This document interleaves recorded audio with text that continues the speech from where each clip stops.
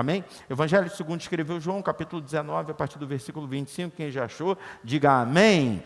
Diz assim: perto da cruz estavam a mãe de Jesus, a irmã dela, Maria, esposa de Clopas, e Maria Madalena. Quando Jesus viu sua mãe ali, ao lado do discípulo a quem ele amava, disse-lhe: mulher, este é seu filho. E ao discípulo disse: esta é sua mãe.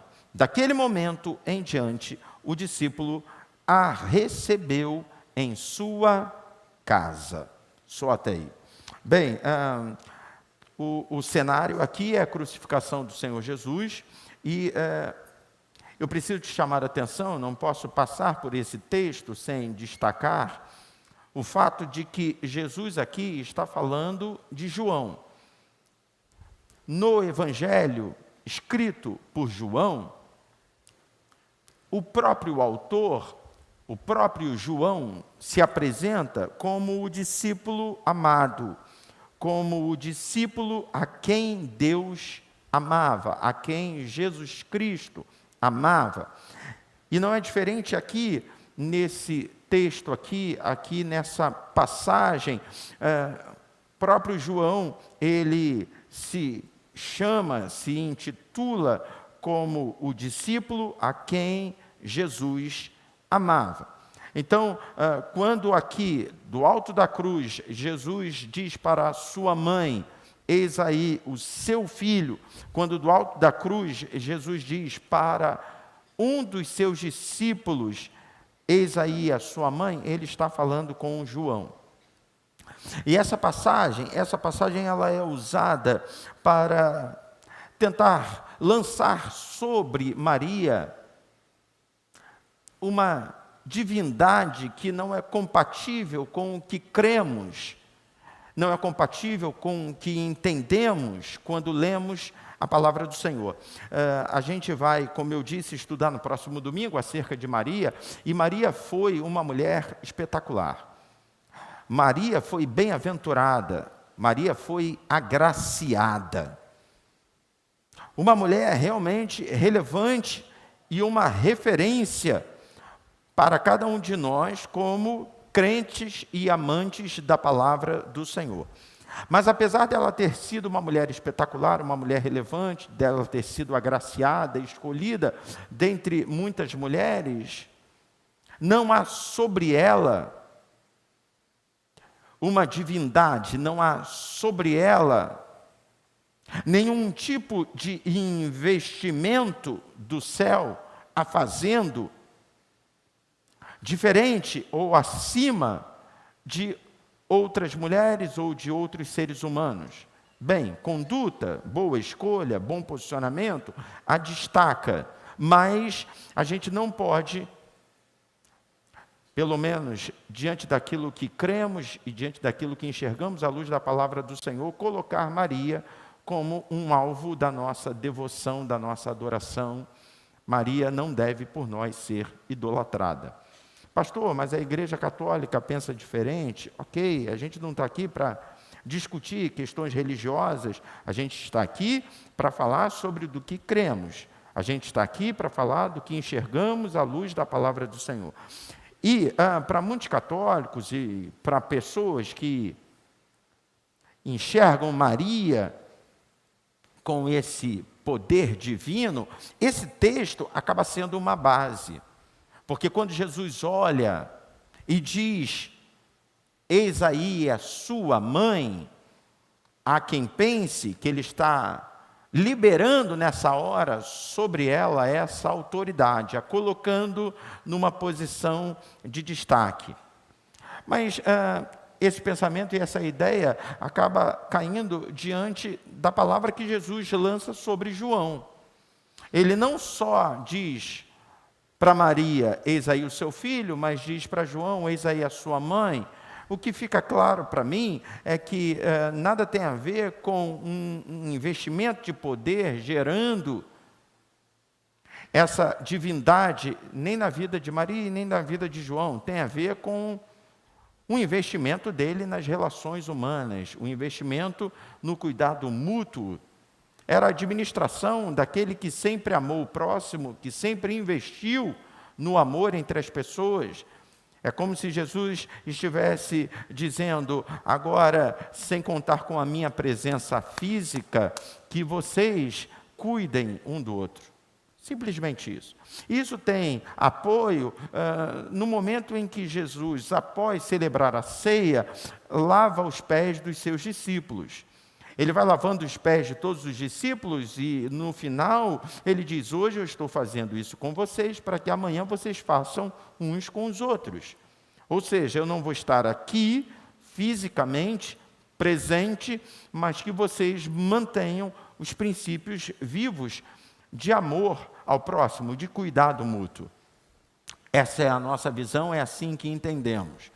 Não tem muito a ver, ou de repente poderíamos até pregar sem precisar destacar isso, mas acho interessante porque de tempo em tempo alguém me pergunta, pastor, como é que o senhor encara a pessoa de Maria?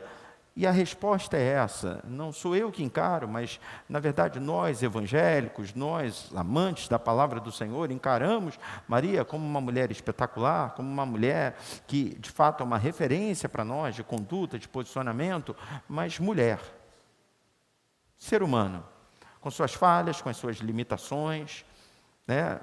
Hoje, no nosso tempo, nós temos pessoas que são diferenciadas, pessoas que são referências, pessoas que são exemplo para nós, e a gente pode, de alguma maneira, se espelhar nessas pessoas, mas isso não faz dessas pessoas alvos da nossa devoção, ok?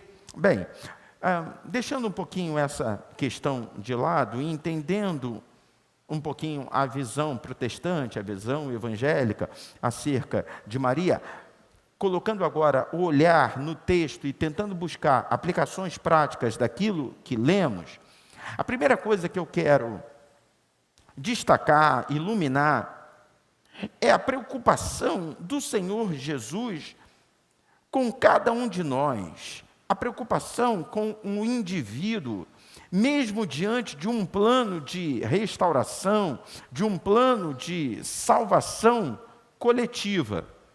Jesus morreu na cruz do Calvário pensando na humanidade. Jesus morreu na cruz do Calvário pensando em alcançar a todos. O sacrifício da cruz não tem um único endereço.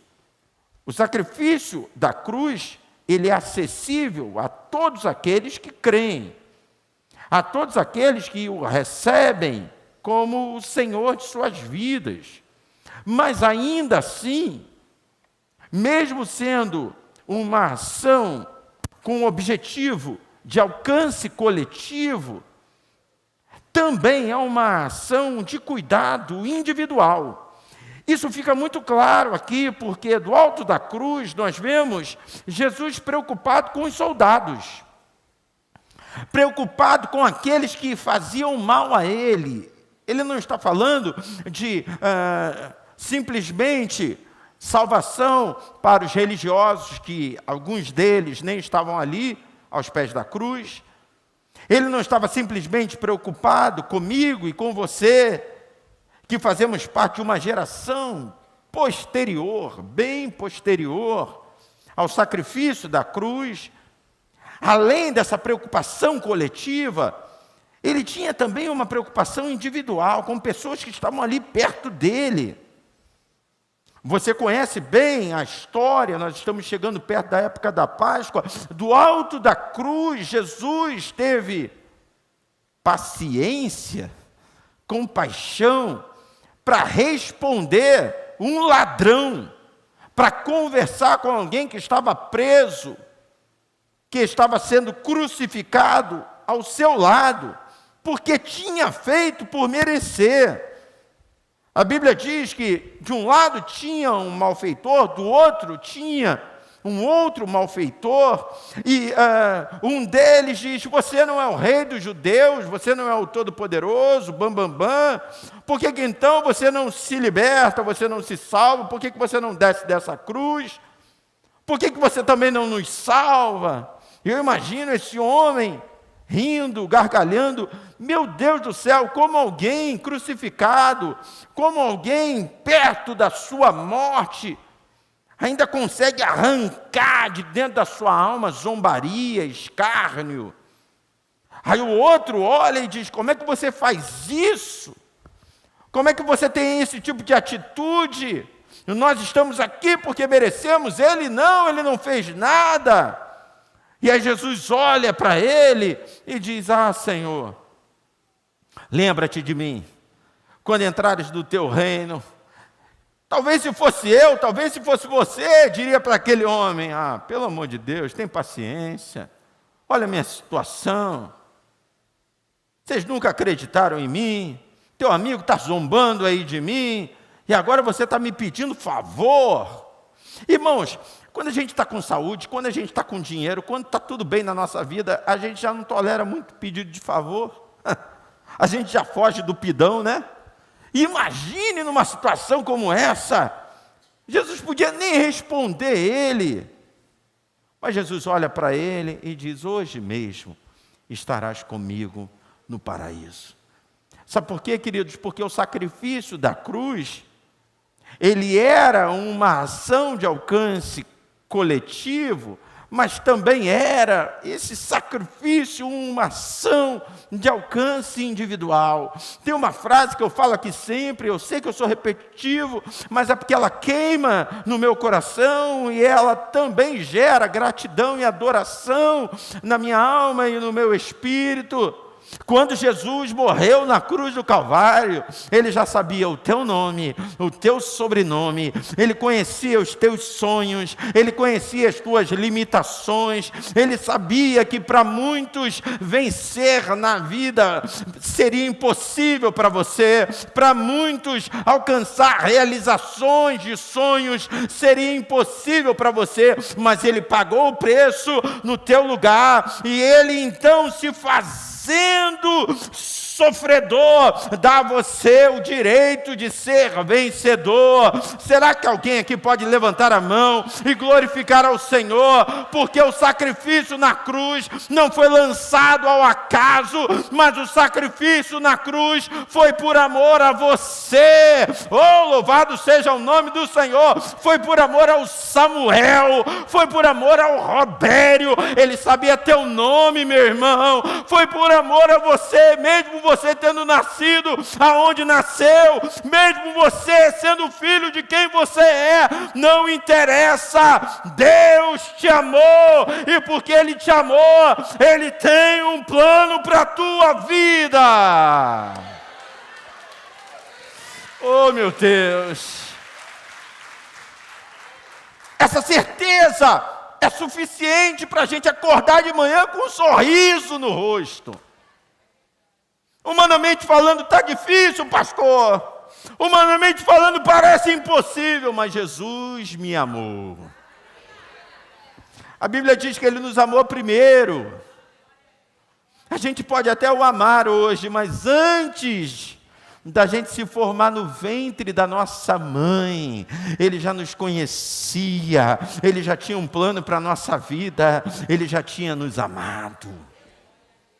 Então a primeira coisa que eu destaco aqui é esse cuidado, presta atenção, Jesus no alto da cruz olhando para Maria, olhando para João, preocupado com Maria, preocupado com João, é um alcance individual. Em contrapartida, me chama a atenção o fato de Maria estar ali embaixo, vendo o seu filho sendo crucificado, acusado de ser um mentiroso, acusado de ser um charlatão, porque ele dizia ser o Filho de Deus. Eu fico imaginando, sabe, que Maria poderia tentar impedir aquela crucificação, ela podia tentar fazer alguma coisa. Imagine uma mãe vendo seu filho sendo crucificado. Ela podia dizer: olha, ele se enganou. Ele diz aí para vocês o tempo inteiro que ele é filho de Deus, mas ele é meu filho. Ele é filho do José. Não dá ouvido para ele, não. Mas não. Ela se manteve firme. Ela entendia. Tem um plano. Tem um projeto. Sabe, queridos, muitas das vezes nós somos desafiados a permanecer firmes quando a adversidade se levanta contra. A gente é firme até a página 1, mas quando vira a página e começam a vir os problemas, a gente começa a recuar, a gente vai adaptando a nossa postura. Eu acho que dá para negociar, eu acho que a gente não precisa ser tão incisivo, eu acho que a gente não precisa ser tão teimosos, a gente pode dar uma recuada, não, releva, ele não está bem da cabeça não, ele está falando essas coisas, mas na verdade não é isso não, ele não é filho de Deus não, ele é meu filho, deixa ele descer daí. Eu tenho certeza absoluta que se Maria tem esse tipo de posicionamento, do alto da cruz Jesus ia dizer, pode parando, não vem atrapalhar o plano não. Eu tenho certeza que Jesus se posicionaria porque, apesar de biologicamente falando, ele ter nascido dela, ele era filho de Deus. Então ele se posicionaria não só como filho, mas como o próprio Deus. Assim como ele fez num primeiro milagre lá em Caná da Galileia, quando Maria apresenta uma adversidade, mas ainda não era tempo da atuação dele. E ele diz, ainda não chegou a minha hora. Não me interessa que você é minha mãe. Antes disso eu sou o Deus. Então, se Maria fizesse qualquer tipo de movimento tentando tirar Jesus do seu plano, eu tenho certeza que Jesus se posicionaria. Mas o que me chama a atenção é que ela não fez isso. E ela não fez isso porque ela estava conectada à vontade de Deus. E esse é o grande desafio, nós crentes estarmos conectados à vontade do Senhor. Porque a gente é crente aqui na igreja, a gente é aqui na igreja a gente é crente porque tem apoio, porque tem pastor que fala, tem irmão do nosso lado que fala, está todo mundo debaixo da mesma visão, mas diante de uma tentação, diante de uma proposta, diante de uma palavra contrária, a gente balança na nossa fé. Quando apresentam para nós negociações, concessões, a gente balança na nossa fé. Quem aqui está entendendo, diga amém. Olha para o teu irmão, me ajude a ministrar, diga para ele, permaneça. Permaneça. A gente tem que saber quem a gente é. Sabe, tem gente que nos acusa, nós evangélicos, dizendo que somos fanáticos. Nós somos radicais. E não há nada de errado em sermos radicais. Também já falei isso aqui diversas vezes, a palavra radical vem de raiz. E não há nada de errado em você ter raiz. Você não precisa ser sectário, você não precisa ser cabeça dura, você não precisa ser teimoso. Não há nada de errado em você se abrir para o debate. A palavra de Deus fala que a gente deve analisar tudo, mas a gente tem que reter o que é bom. Quando alguém vem e libera para nós uma proposta que começa a ferir aquilo que para nós é regra de fé e prática, que é a Bíblia, a palavra de Deus, aí não tem conversa. Aí eu sou radical. Eu tenho raiz, e a minha raiz é a palavra do Senhor. Agora, o sectário, cabeça dura, é aquele que não quer ouvir ninguém. Você já deve ter ouvido muita gente dizendo, Deus não nos deu 2 ouvidos e uma boca à toa.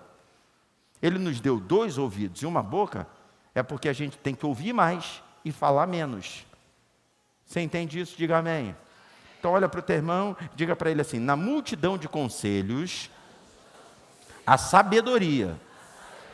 Está na Bíblia, é o que a Bíblia fala, ok? Então esteja aberto para ouvir, mas entenda bem, a sua raiz não pode ser ferida.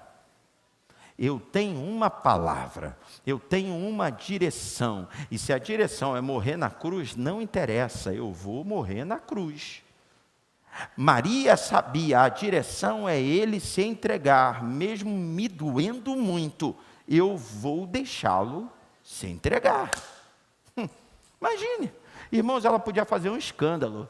Larga o meu filho, me leva no lugar dele. Mas não, ela se manteve firme. Por quê? Essa é a vontade. E a vontade nem sempre é entendida, mas precisa ser aceita. Guarda aí.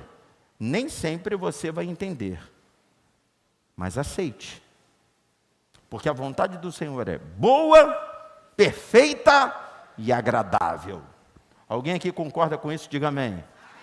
Então, quando você vier me pedir oração com uma lista de desejos, quando você que está solteira, quase chegando no estágio de encalhada, vier me pedir uma oração, não fique chateada ou chateado se eu orar dizendo: Senhor, faça a tua vontade.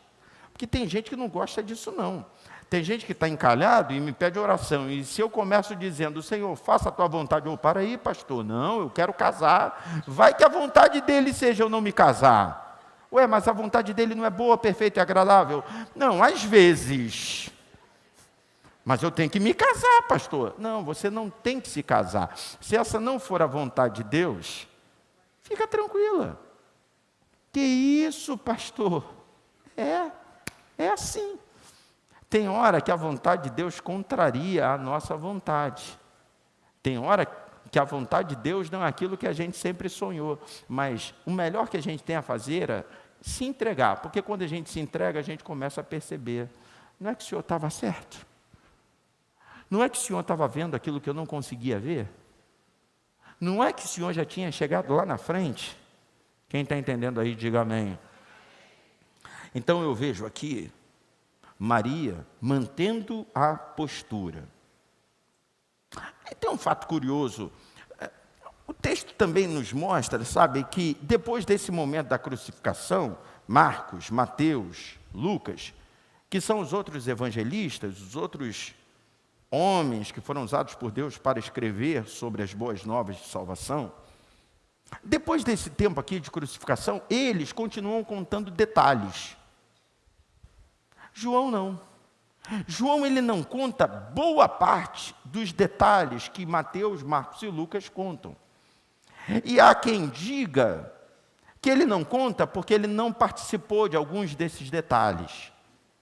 Há quem diga que ele não participou desses detalhes porque, nesse momento que Jesus o manda cuidar da sua mãe, ele, na hora, se ausenta. Ele obedece na hora. Ele larga tudo para trás, pega Maria e leva Maria para a sua casa. Bem, a gente não pode afirmar. O que a gente pode afirmar é o que está escrito, e o que está escrito é que, daquele momento em diante, João recebeu Maria em sua casa, ou seja, a casa de João passou a ser a casa de Maria. Isso a gente pode afirmar. Agora, se ele saiu de imediato e se ele não participou de outros detalhes que os outros evangelhos apresentam e ele aqui não apresenta, isso a gente não pode. A gente não pode afirmar. Mas dá para a gente imaginar, ou pelo menos gerar uma aplicação prática, de que às vezes Deus fala coisas conosco e a gente procrastina na obediência.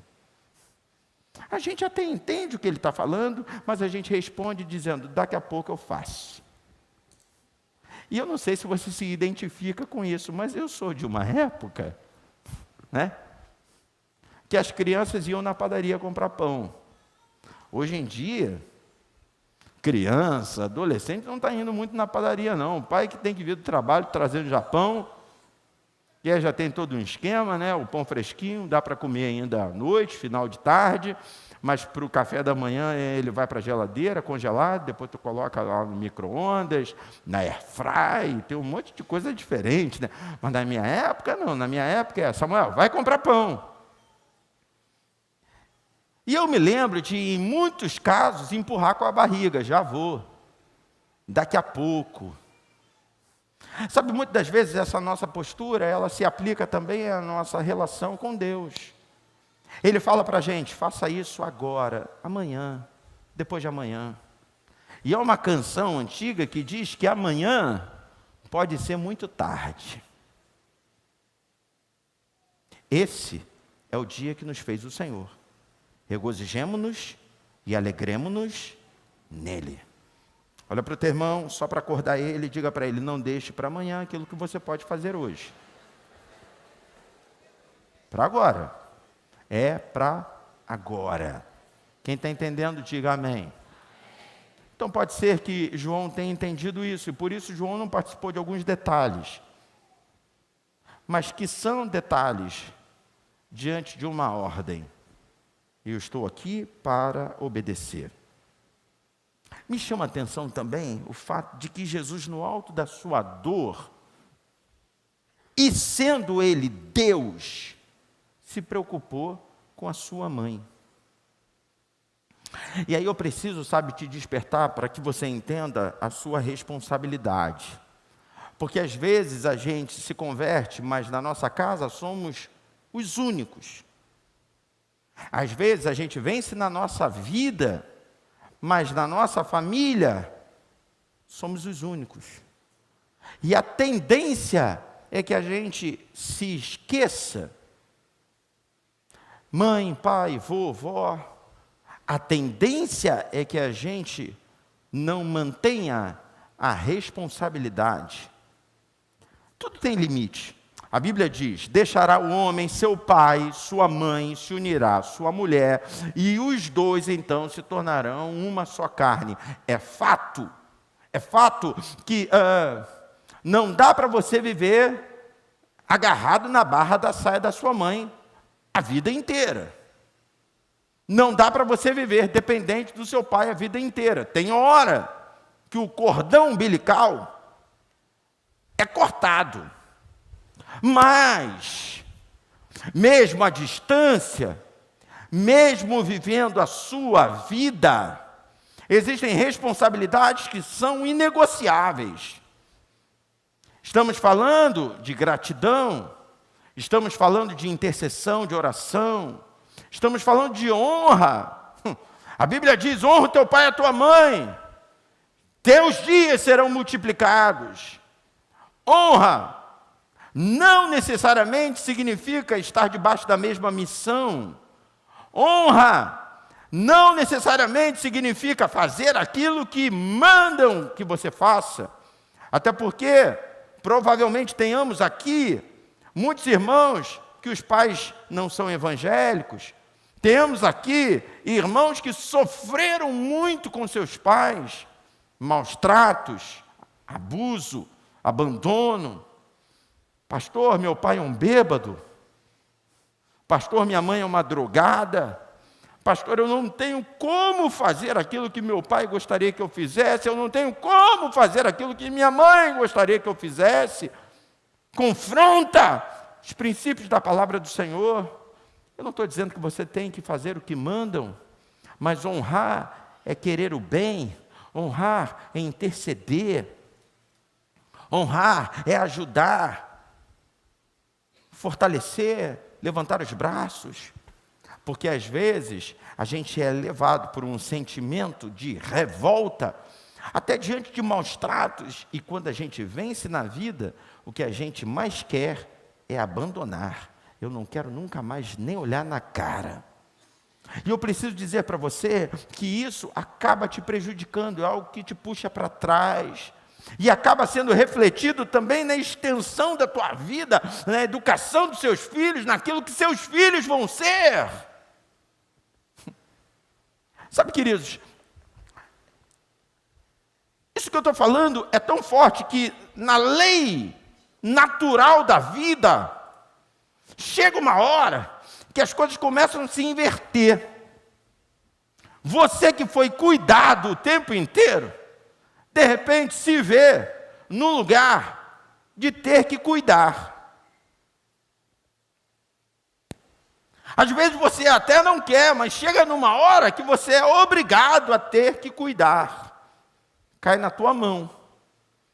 E aí as coisas começam a se encaixar, porque você começa a perceber: bem, de alguma maneira Deus me preparou, mesmo que o meu pai e minha mãe não tenham tido a sensibilidade, mesmo que eles não tenham enxergado, mesmo que eles tenham até tentado atrapalhar, mas Deus me fez um homem, Deus me resgatou do império das trevas, Deus me salvou, Deus me abençoou, para que hoje eu pudesse, de alguma maneira, honrar.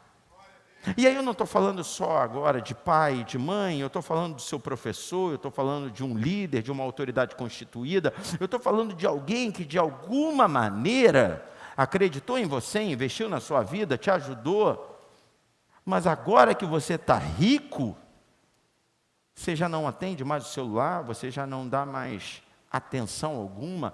Volto a dizer, tudo tem limite. Tem um cara que não pode ver você prosperando, que vem igual um sanguessuga e... Não, você tem que dar a ele limite. Não, calma aí. Eu não sou obrigado a dividir tudo contigo. Eu não sou obrigado a dar toda a minha atenção para você. Eu tenho também minhas demandas. Mas às vezes a gente é tentado e às vezes a gente acaba sendo levado a um lugar de intolerância total. Alguém aqui está entendendo? Diga amém. Presta atenção. Eu estou pregando isso para determinadas pessoas, porque assim como o plano, o sacrifício da cruz, além de coletivo, tratou do individual, a palavra dessa noite, ela também, além de um alcance coletivo, tem um alcance individual. De repente tem aqui uma pessoa que cortou os laços com pessoas que já passaram na sua vida, por conta de algumas decepções. De repente, uma pessoa aqui se deixou levar pelas suas conquistas, se tornou arrogante, autossuficiente e não consegue olhar mais para quem um dia a impulsionou. De repente, uma pessoa aqui precisava ouvir essa palavra. E porque Deus te ama, Ele libera sobre a tua vida essa palavra que tem o poder de gerar cura para a tua alma. Senhor, estou entendendo.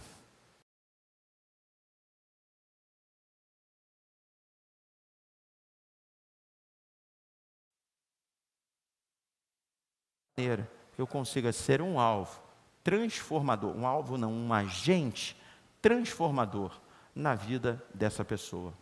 Mais uma vez eu te pergunto, quem entende aqui, diga amém. Bem, Jesus não se esqueceu da sua mãe.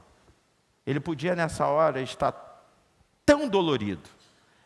Ele podia estar nessa hora tão angustiado, cego.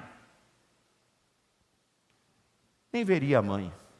Mas no alto da sua dor, ele teve uma preocupação de delegar poder para um discípulo. Ele diz assim: ela é sua mãe. Ama ela.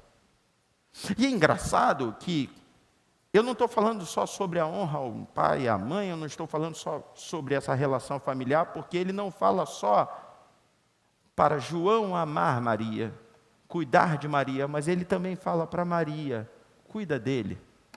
No alto da dor, ele olha para um discípulo que ele amava e ele pensa: eu não posso deixá-lo sozinho, abandonado. Sabe, o Espírito Santo, ele está agindo aqui nessa noite, de repente, para você revisitar uma área e um lugar aonde você virou as costas. Pastor, mas doeu, eu sei. Eu não estou dizendo que você precisa voltar a um lugar de humilhação, de sofrimento, não é isso. Eu queria ser mais claro, eu espero que o Espírito Santo esteja esclarecendo o teu coração. Mas não dá para você virar as costas, não é jogando o problema debaixo do tapete que você vai resolvê-lo. Você está entendendo isso? Diga amém. Bem, para a gente terminar, eu preciso destacar o fato de que Maria tinha outros filhos. O texto bíblico é claro.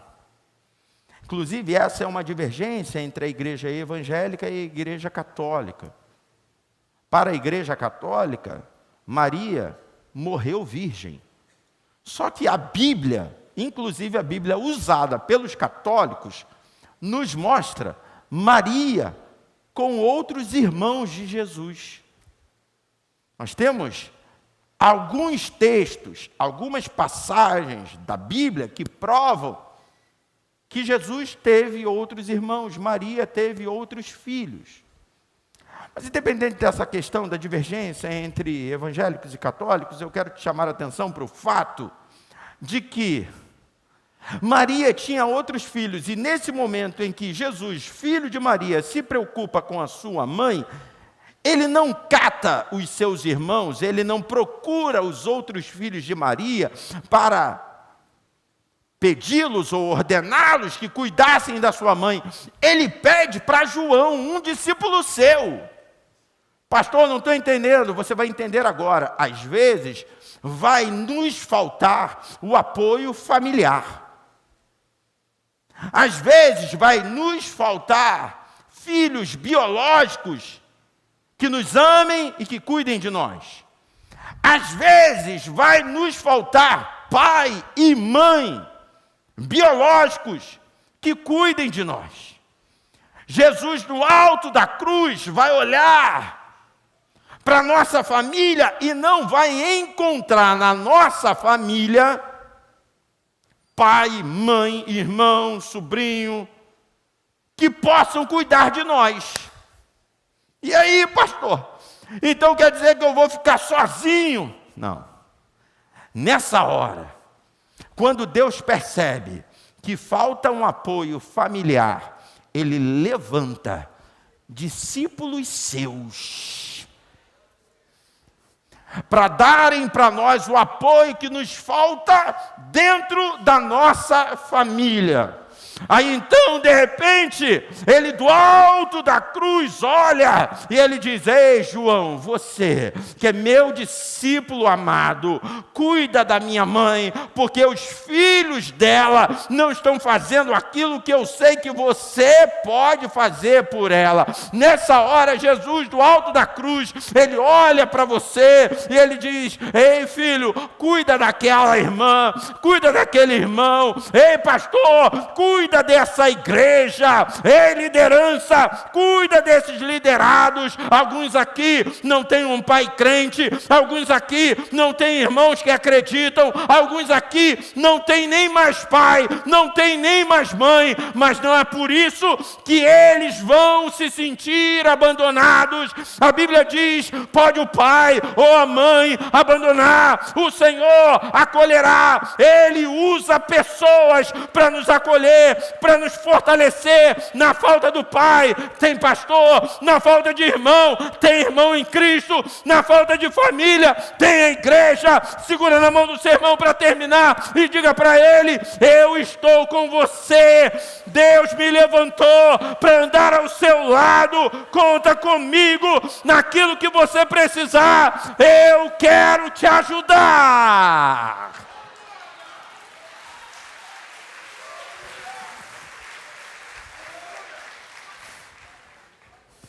E aí, queridos, o diabo ele é tão terrível que ele percebe que ao longo da sua vida houve uma decepção por parte de pai, houve um abandono por parte de mãe. Ele percebe que ao longo da sua vida, isso é muito sério, preste atenção. O diabo é tão terrível que ele percebe que ao longo da tua vida feridas foram abertas dentro da família. Não foi nenhuma opção sua, mas de repente você, de fato, se viu sozinho. Deus então começa a levantar discípulos. João, cuida dele. Aí o diabo olha isso e não fica quieto. O que ele faz? Ele se levanta para atacar a mente do João, para dizer: não é sua obrigação, não. Não cuida dele, não. Ele nem é teu pai. Ele nem é teu filho. Imagine, Jesus diz assim: João, leva ela para casa. João leva. Quando João está dormindo, de madrugada ele acorda, ouve um barulho. Aí ele vai, chega na cozinha, está Maria lá. Você está fazendo? Perdi o sono. Caramba, que susto. Aí João volta para dormir, não consegue dormir. Amanhece o dia, e ele fica pensando: caramba, Maria foi andar, fez barulho lá, me acordou, depois não consegui mais dormir, agora tenho que trabalhar, estou cansado. Mas tudo bem. Aí no outro dia, João está tentando dormir, de repente acorda. O que é isso? Tem um bicho aqui? Ele vai lá e ele olha. Maria roncando. Jesus não me disse que ela roncava, não. Meu Deus do céu. Como é que eu vou dormir assim agora? Quer dizer que a partir de agora, ela vai estar aqui dentro da minha casa, roncando. Porque quando Jesus diz assim, cuida dele, Jesus não fala tudo. Jesus só diz, cuida dele. Jesus não diz, olha, ele ronca. Nem sempre Jesus nos prepara para as relações. Ele simplesmente diz, cuida dele. Nem sempre o pacote é leve como a gente imagina no início. E aí no início está tudo lindo, a gente segura, e talvez tenha acontecido isso com João, de imediato a gente larga tudo e conta comigo, tu está comigo, hein? Só que na primeira noite, no primeiro ronco, na primeira mania, na primeira discordância, você pensa, ai meu Deus, eu acho que Jesus deixou um problema para mim. Sabe, mala sem alça, de papelão, em dia de chuva? Às vezes é assim. Meu Deus do céu.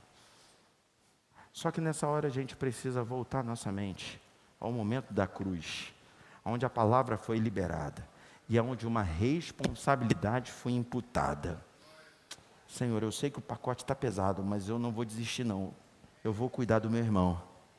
E eu vou cuidar dele até o Senhor vir buscar a gente. Me dá força, Senhor. E eu quero te dar uma palavra pastoral. Às vezes é difícil, mas quando vem o renovo, e quando vem a recompensa, você olha e você diz, não é que valeu a pena? Valeu a pena. Sabe, eu olhando aqui de cima, eu vejo algumas ovelhas que entraram aqui como bodes. Ovelhas que entraram cheias de carrapicho. Ovelhas que a gente foi tirando carrapicho por carrapicho. Ovelhas que a gente já tirou alguns carrapichos, mas continua ainda teimosa. Ovelhas que às vezes empacam. Só que na equação, eu vou dizer para você, tem esperança. Quando eu começo a equacionar, eu percebo assim, não, mas vai dar certo. Vai dar resultado. Eu preciso terminar. Mas eu queria muito que você deixasse o Espírito Santo renovar sobre a sua vida hoje. O amor.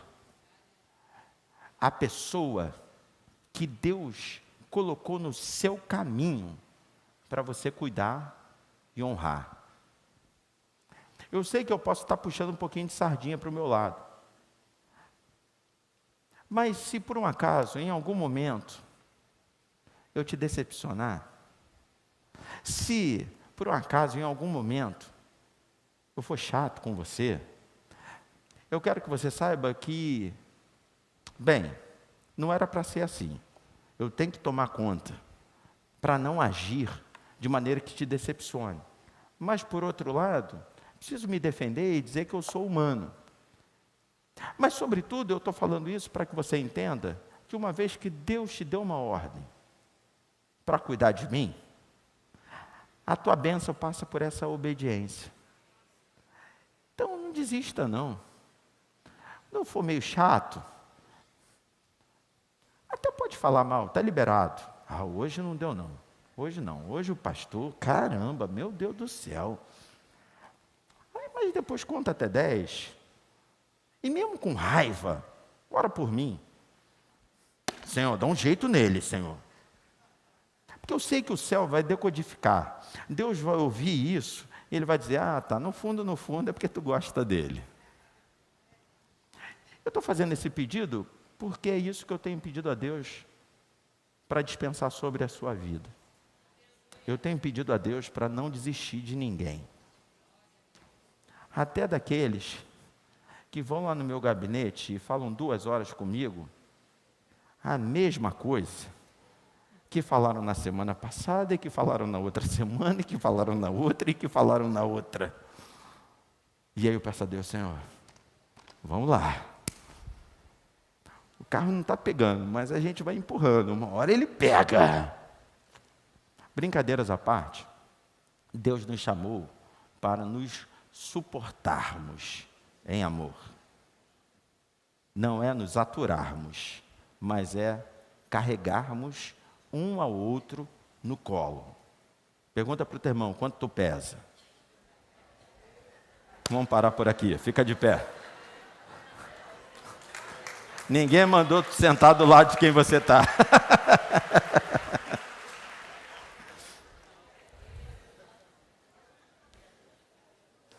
Podia ter escolhido alguém mais magrinho para sentar do lado, né? Ali, estou vendo Lenilson indo embora, ó, flamenguista. Falei, quanto tu pesa, tu tá indo embora, né? Eu ia te carregar no colo hoje, cara. Te amo, irmão. Saiu o flamenguista mais vascaíno que eu conheço. Dá a mão para o seu irmão do seu lado aí. Pastor Anderson vai cantar uma música sobre o que eu acabei de pregar. Fica à vontade, irmão. A gente vai terminar adorando ao Senhor. Hoje o culto ficou um pouco diferente mesmo. Quando eu estava meditando ontem nessa palavra, o Espírito Santo foi enchendo meu coração, sabe? De amor. Enchendo meu coração de prazer. Eu atendi ontem. E aí, deu 12:30, ainda tinha umas 3, 4 pessoas para atender. Sem problema nenhum, continuei atendendo. Deu 2 horas, eu estava lá atendendo. 2:30 eu estava atendendo. Quando a última pessoa terminou, eu saí e aí encontrei com a Vitória. E aí, já almoçou? Não, estou esperando o senhor. Olhei para o céu, falei, meu Deus. Porque se tem alguém aqui nessa igreja que tem fome, esse alguém é a Vitória. 12:30 ela já começa. Fome. E eu disse para ela, podia ter almoçado. Ela disse, não, mas o senhor não falou nada. A gente te espera. Pela primeira vez me esperaram, mas tudo bem. Aí eu subi, estava todo mundo amarelo de fome. Que a gente almoça de segunda a sexta aqui com todos os funcionários. E o almoço toca 12:30. E aí eu fui e falei, gente, quando for assim não precisa me esperar não, pode subir. Pode almoçar. Mas por que eu lembrei disso? Porque às vezes, amar o teu irmão vai demandar sacrifícios. Amar o teu irmão vai demandar paciência.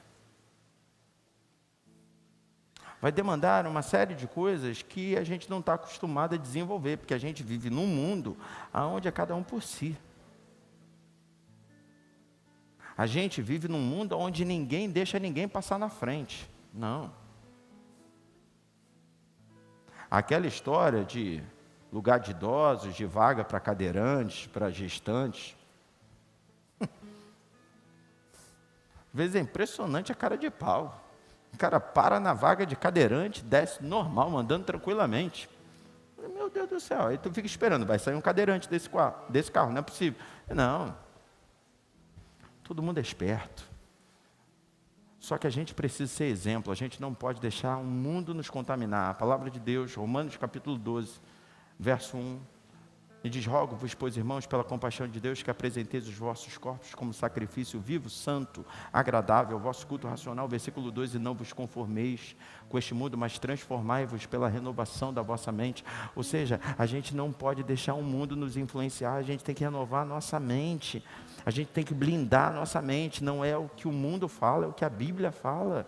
E aí vem então, o complemento do texto, para que experimenteis a boa, perfeita e agradável vontade de Deus. Quer experimentar a vontade de Deus? Faça aquilo que a Bíblia fala, não faça aquilo que todo mundo está fazendo, não. Lá fora é assim, olho por olho, dente por dente. Não, aqui não. Aqui é um novo mandamento vos dou. Amem a Deus acima de todas as coisas e ao próximo como a você mesmo. É um desafio, mas a gente vai tentar. A gente vai tentar. Antes de você orar pelo teu irmão, só para ele orar com mais fé, com mais fervor, olha para ele e diga para ele: trate de me amar. Pronto. Diga para ele, agora pode orar. Fecha teus olhos aí, levanta a tua voz e ore de maneira que o teu irmão escute.